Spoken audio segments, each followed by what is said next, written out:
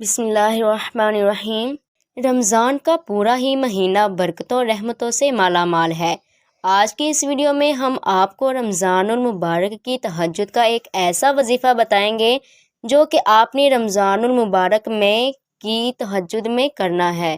ویسے بھی رمضان المبارک کی راتوں میں بہت سے مسلمان بہن بھائی جاگتے ہیں اور رمضان المبارک کا روزہ رکھ کر فجر کی نماز پڑھ کر پھر سوتے ہیں۔ تو ایسے میں آپ فجر کی نماز سے تھوڑی دیر پہلے یعنی سحری سے تھوڑی دیر پہلے اگر آپ یہ وظیفہ کر لیتے ہیں تو یقین کریں کہ اللہ پاک آپ کو مالا مال کر دے گا۔ اور اگر کوئی خاص حاجت ہوگی، کوئی جائز حاجت ہوگی تو یقین جانیے یہ وظیفہ آپ کے لیے بہت کارآمد ثابت ہوگا۔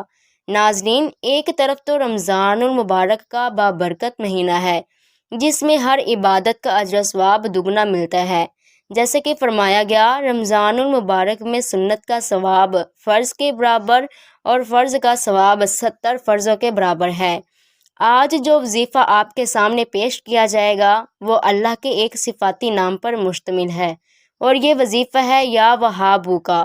اگر کوئی بھی مسلمان بہن بھائی اللہ کا یہ صفاتی نام یا وہابو اس بنائے گئے طریقے سے پڑھے گا اور اللہ پاک سے اپنی حاجت کی درخواست کرے گا تو اللہ پاک اس بندے کی حاجت کو قبول کرے گا۔ تہجد میں ایک وقت ایسا بھی آتا ہے جس وقت میں اللہ پاک اپنے بندے کے بہت زیادہ قریب ہوتے ہیں اور اللہ پاک اس بندے سے پوچھتے ہیں کہ اے میرے بندے، اگر کوئی حاجت، کوئی ضرورت ہے تو مانگو، مجھے سے میں پوری کروں گا۔ تو ناظرین، اب میں آپ کو وظیفے کے بارے میں بتاتی ہوں۔ تو سب سے پہلے آپ نے تہجد کی نماز ادا کرنی ہے۔ تہجد کی نماز آپ 4 رکعت بھی پڑھ سکتے ہیں اور 12 رکعت بھی، اور نماز پڑھنے کے بعد 3 مرتبہ درود ابراہیم پڑھنا ہے اور اس کے بعد آپ نے یا وہابو کا ورد کرنا ہے۔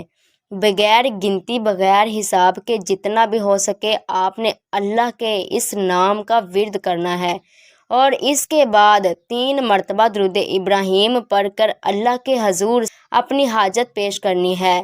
پورا رمضان آپ نے یہ عمل کرنا ہے۔